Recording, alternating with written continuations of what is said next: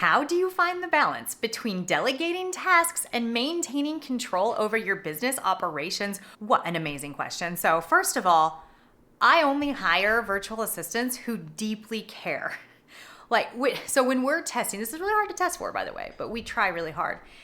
If you find a virtual assistant who deeply cares and you know the type of person I'm talking about, it pains them to do something wrong. Like, it pains them to make a mistake. It pains them to hurt anybody ever. It pains them to not feel like they're pulling their weight. First of all, we try to find somebody who cares about the company as much as you do. And I have 12 people on my internal team, and they all care about our company as much as I do because they believe in our mission. They share my core values.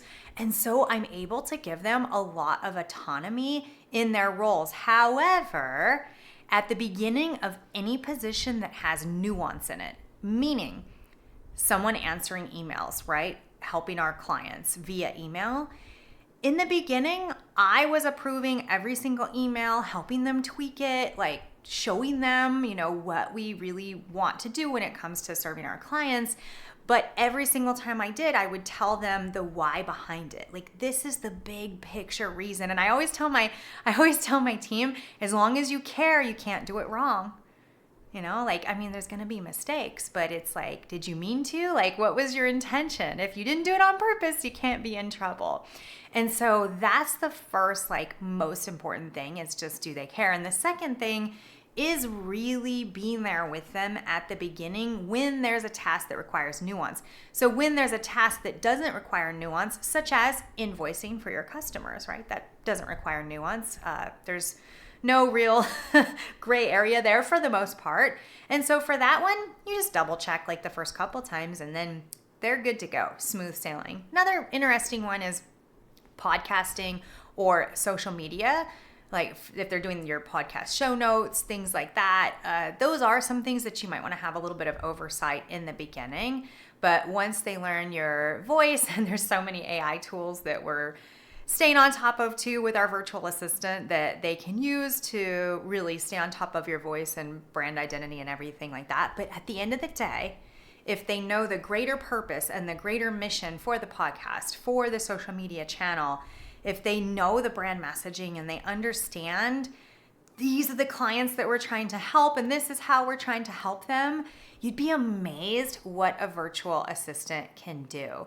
So another thing is, I like my virtual assistants to be really in on the process creation. And so if we're hiring somebody, I like them to create their own task list that they do every day and then create their own standard operating procedures for those tasks. And if there's a better way to do it, please, by all means, do it that better way. And I like them to have a lot of ownership over their role and understand the why of their role. And that really, really helps me to just be able to trust them and give them a lot of freedom. So I want to make sure that I actually answered the questions. Maintain control over your business operations. Okay, KPIs, key performance indicators. So we actually have something that I implemented recently that I think is very helpful. There's a role in our business that is very, very high attention to detail and high urgency. And so we have a checklist in that person's end of day report that they do a self-evaluation. Did I answer all client emails that were urgent within an hour? Did I answer all client emails by the end of the day? Things like that. And so this person knows the expectation and then they're self-evaluating that they hit that expectation. And that is really, really helpful because when the expectations are super clear, you can relinquish control, especially when they're doing self-evaluating. And then it's great to have oversight too. So when you get to the point where you have a manager or a project manager, like somebody in that position where they're meeting with your team and they're double checking and making sure that everything's clicking along, they're watching those end of day reports, that starts to feel really good as well. But it takes time to find that person. It takes time to be able to afford that person when growing and scaling our businesses. So I'm sure this topic is one that we could probably go on and on and on about, but if other questions like sparked up as a result of this, please ask them. I can't wait to answer because I get super excited about this stuff. My mission is to, well, first of all, to find the most amazing virtual assistants in the Philippines and take the best care of them, and then also to provide them with super nice clients. But beyond that, my mission is to help entrepreneurs and business leaders be able to have freedom and for their team to be able to have freedom. So for their virtual assistant to have the freedom to just crush it with their administrative tasks because they know their role and it's clearly defined and they just get to go in and do it.